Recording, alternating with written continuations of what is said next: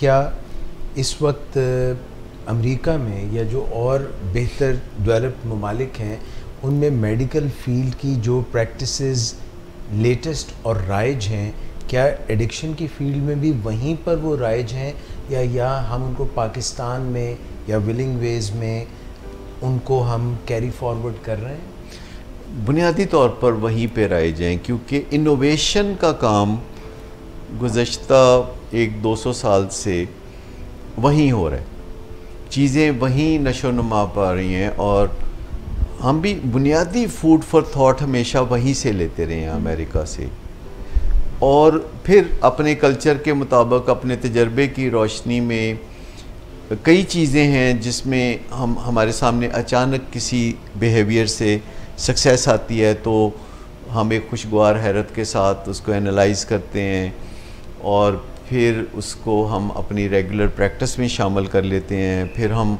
उसे जब मुस्तनद समझते हैं तो फिर शेयर करते हैं इंटरनेशनल कम्युनिटी के साथ,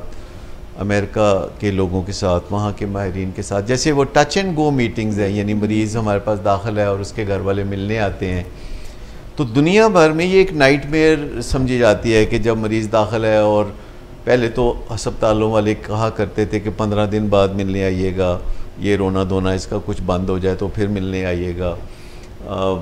कभी कहते थे महीने बाद मिलने आइएगा। लेकिन जितना भी इंतज़ार कर लें,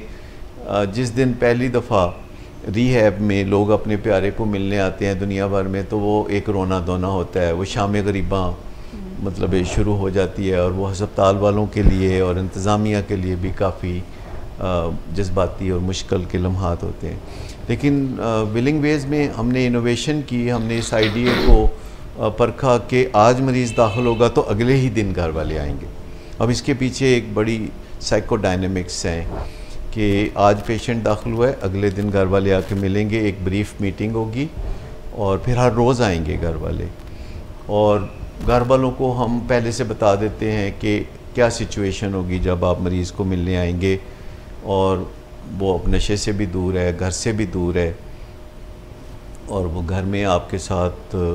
डोमिनेंट सा है, जो मर्ज़ी बातें करता है, तो आपको क्या एक्सपेक्ट करना चाहिए 24 आवर्स के अंदर मुलाकात करते हुए। तो जब उनकी तवक्कुआत के मुताबिक ही वो मुलाकात होती है तो वो 2-4 मिनट रुकने के बाद कहते हैं अच्छा फिर कल आएंगे, और उसके बाद वो हर रोज़ उतनी देर रुकते हैं जब पेशेंट उनके साथ अच्छी तरह मिलता है, जब वो जाने की बातें करता है या रीहैब सेंटर के ख़िलाफ़ शिकायतें शुरू करता है तो वो खिसकना शुरू हो जाते हैं। तो पेशेंट को अनकॉन्शियस लर्निंग होती है कि जब मैं ऐसी बातें करता हूँ तो ये चले जाते हैं, और वो चाहता है कि घर वाले रुकें, तो वो घर वालों को रोके रखने के लिए कुछ मुनासिब रवैया अख्तियार करने लगता है, और फिर मुनासिब रवैया अख्तियार करते करते हर रोज़ उसकी जो एक हालत ही बदल जाती है, और वो अपने रवैयों को जो है सीधा करना शुरू होता है। और हर मुलाकात के बाद हम फैमिली को भी गाइड करते हैं कि जब आप मिलते हैं तो हर चीज़ को समझाने ना बैठ जाए करें, यानी आप अपने बिहेवियर से उसको मैसेज दें तो वो ठीक है, लेकिन अगर आप उसे समझाने बैठ जाएंगे तो समझाना उसको बहुत अच्छा आता है। जी। अगर आप इतने ही समझाने के माहिर होते तो यहाँ तक नौबत ना पहुँचती। समझाने का माहिर वो है कि जो जब चाहता है जादूगरी से अपने घर वालों को एक नया लारा लप्पा दे के अपने नशे का धंधा जारी रखता है। तो एक समझ लेना, हक़ाइक़ को समझ लेना, अगरचे अपने प्यारे के बारे में इस तरह सोचना कि ये झूठ बहुत बोलता है या ये जुराइम करने से भी बाज नहीं आता, इसकी कोई मॉरल वैल्यूज़ भी नहीं है, ये बड़ा तकलीफ़ दे होता है। लेकिन अगर हम इसे एक बीमारी का शाखसाना समझें, अगर हम समझें कि नहीं ये असली हमारा प्यारा नहीं है, ये उसके ऊपर जो बीमारी का गुलाफ है, ये जो एडिक्शन है, ये जो अल्कोहलिज़म है, जिसे कनिंग एंड बैफलिंग डिज़ीज़ कहा जाता है, दुनिया भर में ये वाहद बीमारी है जिसे अय्यार और मकार बीमारी कहा जाता है, क्योंकि ये बीमारी खुद सिखा रही होती है कि तुम ये करो, तुम वो करो। तो इन हालात में अगर अहले खाना अच्छी तरह ट्रेंड हो जाते हैं, समझ जाते हैं कि ये एक खालिसतन बीमारी है, इसे हम पोछा पाची के लिए बीमारी का नाम नहीं दे रहे, इसे हम कॉस्मेटिक रीज़न से बीमारी नहीं कह रहे, ये एग्जैक्टली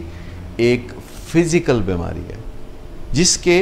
असरात साइकोलॉजी पे भी पड़ते हैं, जिसके असरात सोशियोलॉजी पे भी पड़ते हैं, स्पिरिचुअलिटी पे भी पड़ते हैं, ये रिश्ते नातों पे भी इसके असरात पड़ते हैं, पेशा वराना सलाहियतों पर भी इसके असरात पड़ते हैं। लेकिन ये बेसिकली बीमारी एक जिस्मानी बीमारी है, जैसे कि डायबिटीज़। देखिए डायबिटीज़ भी एक जिस्मानी बीमारी है, लेकिन उसके नफ्सियात पे असर पड़ते हैं,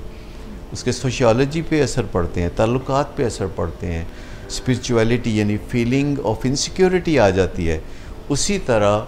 ये एडिक्शन है, जिसको समझ लेना चाहिए कि नशा करने के लिए हमारे जिस्म में एक एलेबोरेट सिस्टम होता है। अब अल्लाह जाने कि अल्लाह ने हमारे जिस्म में शराब की प्रोसेसिंग का सिस्टम, नशे की प्रोसेसिंग का सिस्टम, मेटाबॉलिज्म क्यों रखा हुआ है, ये अल्लाह बेहतर जानता है। लेकिन ये सिस्टम जब तक ठीक काम करता है, नशे से तबाहकारियाँ नहीं फैलती। लेकिन जब ये सिस्टम कमज़ोर पड़ना शुरू होता है, जिसकी जेनेटिक रीज़न्स होती हैं, तो जीनियाती वजूहात से जब ये सिस्टम कमज़ोर पड़ता है या ब्रेक डाउन होता है, तो जिस्म में नशे का निज़ाम ख़राब होता है, कुछ टॉक्सिन्स बनती हैं और मरीज़ की मत मारी जाती है, फिर उसके ख़यालात बदलते हैं, फिर वो अपनी वैल्यूज़ को भूल जाता है, फिर वो झूठ बोलता है कसरत से, फिर वो जुराइम में भी हिस्सा लेता है। लेकिन पस मंज़र में जो रूट कॉज है वो एक प्राइमरी क्रॉनिक प्रोग्रेसिव इलनेस है, जिसे अगर ट्रीट ना किया जाए तो अनफॉर्चुनेटली वो जानलेवा भी है। लेकिन अगर हम इसको एक बीमारी समझ के स्टेप बाय स्टेप ट्रीट करते हैं, तो आगे चल के उसके लिए और हमारे लिए हालात बहुत बेहतर हो जाते हैं, ज़िंदगी बहुत बदल जाती है। मैंने नशे के मरीज़ों को नशे से निजात के बाद बहुत आला दर्जे का इंसान बनते देखा, और फैमिली के साथ बहुत स्ट्रॉन्ग उनका ताल्लुक़ बन जाता है। ना सिर्फ फैमिली के साथ, आहिस्ता आहिस्ता मैं देखता हूँ इन 40 सालों में मेरे अब सब दोस्त जो ज़िंदगी में हैं, अब तो मुझे सही बाज़ औक़ात याद भी नहीं रहता कि ये जो बंदा मेरा दोस्त है